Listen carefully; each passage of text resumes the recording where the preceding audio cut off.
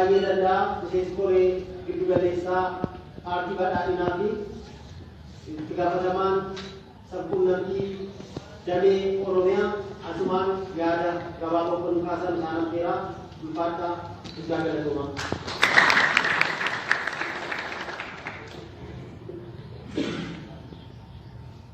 Nagaa bultanii oke nagaa taate kabajamtoota abbootii gadaa jaarsolii biyyaa keessummoo baga nagaa bultan jechuun barbaada. Waan keenya gosa geedaa jiruutis asumatti beekamtii kennuun barbaada. Akkuma tasaa dhufee affeeramu.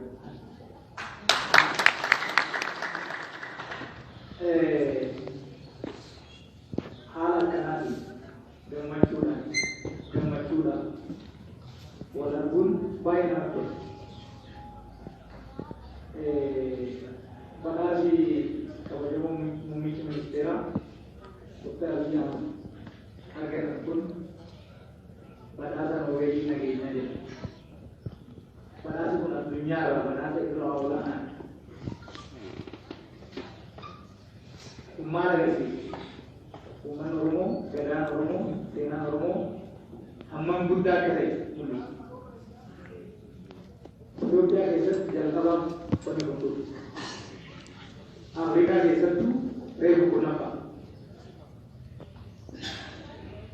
Kanaafuu badhaasa guddaa kan ilmi keessan qabsoo ijoollee keessaniitiin argachuu isaatiin baga gammaddan jechuun barbaada.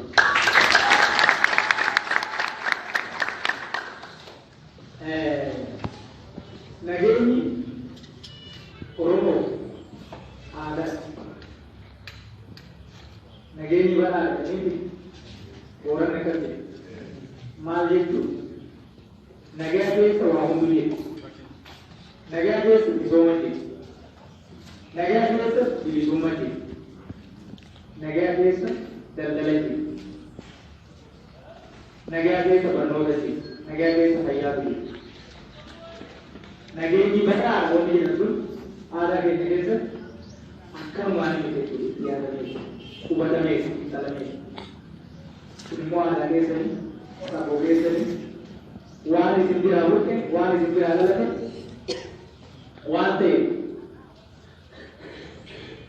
yaadi keessan aadaan keessan duudhaan keessan addunyaarra mul'achuu isaatiin baga gammaddan jechuun barbaadamee.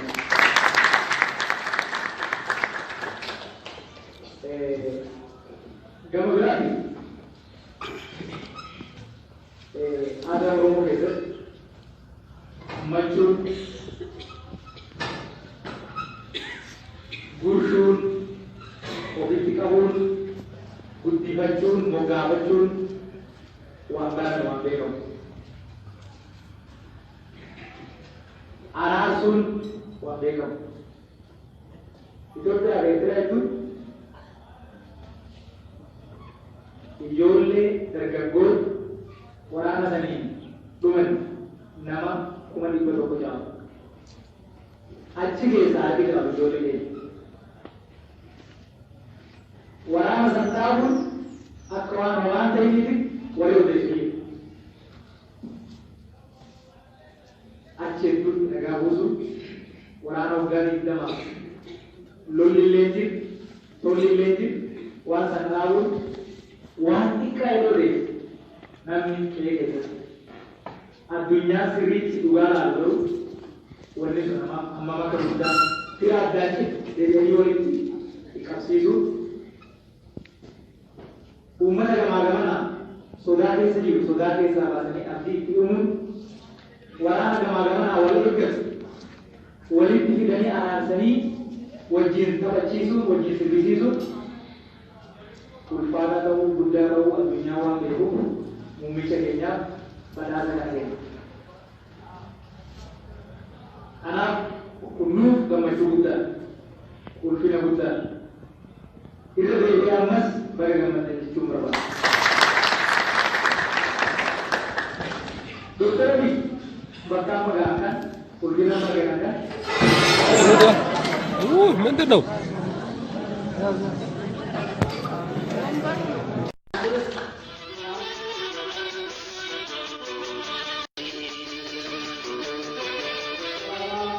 Obbo Taayyee Danda'a miseensi koree giddu galeessaa paartii badhaadhinaa fi itti gaafatamaan sabquunnamtii damee Oromiyaa asumaan yaada gabaaboo kan kaasan isaan affeeraa ulfaadhaa guddaa galatoomaa.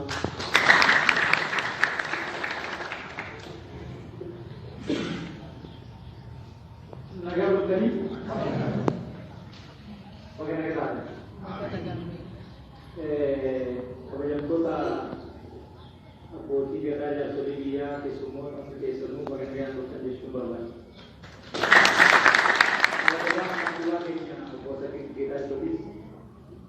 Asumatti beekamtii kennuu barbaada. Akkuma tasaa dhufee affeeramu.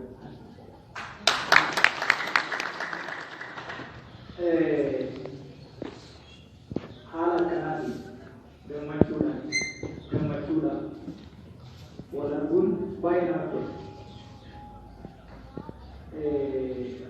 Badhaasni kabajamoo muummichi ministeeraa Dr. Abiy Ahmed argatan kun badhaasa Noobeelii nageenyaa jedhama. Badhaasni kun addunyaarraa badhaasa irraa olaanaa. Kun maal agarsiisa? Uummanni Oromoo, gadaan Oromoo, seenaan Oromoo hammam guddaa akka ta'e mul'isa. Itoophiyaa keessatti jalqabaa qonni bultoota. Afrikaa keessattuu reefu kurnaffaa. Kanaafuu badhaasa guddaa kan ilmi keessan qabsoo ijoollee keessaniitiin argachuu isaatiin baga gammaddan jechuun barbaada.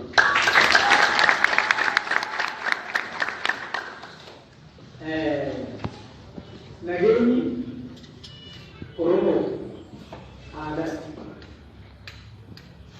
Nageenyi badhaadha jedhanii Booranni kan jedhu maal jechuudha? Nagaa keessa waa hunduu jedhu. Nagaa keessa misooma jedhu.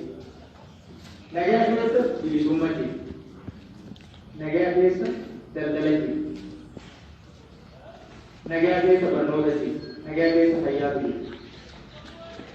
Nageenyi badhaadha wanti jedhan sun aadaa keenya keessa akkanumaan inni jechuudha yaadamee hubatamee xiinxalamee.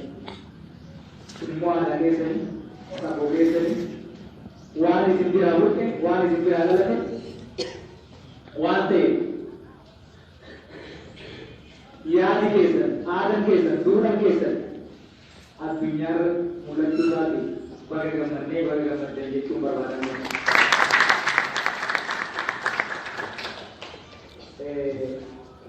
Gama biraatiin aadaa Oromoo keessatti hammachuun, gurshuun, ofitti qabuun, guddifachuun, moggaafachuun waan barame waan beekamu.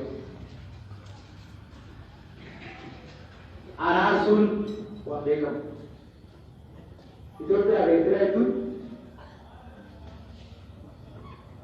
ijoollee dargaggoota waraana saniin dhuman nama 100,000 ja'a. Achi keessaa harki qabu ijoollee keenya. Waraana san dhaabuun akka waan ta'eef walii odeessuudha. Achi hedduutti nagaa buusuun waraana waggaa 20 lolli illee jiru, tolli illee jiru waan san dhaabuun waan xiqqaa yeroo ta'e namni eegate addunyaa sirriitti dhugaa laaluu wanni sun hammam akka guddaa fira addaatti deebi'anii walitti qabsiisuu uummata gamaa gamanaa sodaa keessa jiru sodaa keessaa baasanii abdii itti uumuun waraana gamaa gamanaa wal eeggatu walitti fidanii araarsanii wajjin taphachiisuun wajjin sirbisiisuun ulfaata ta'uu guddaa ta'uu addunyaa waan beekuuf muummicha keenyaaf badhaasa kan kennu. Kanaaf kunnuuf gammachuu guddaa ulfina guddaa irra deebi'ee ammas baga gammaddan jechuun barbaada. Dr. Abiy Ulgina bagaimana? Udah. Bener dong.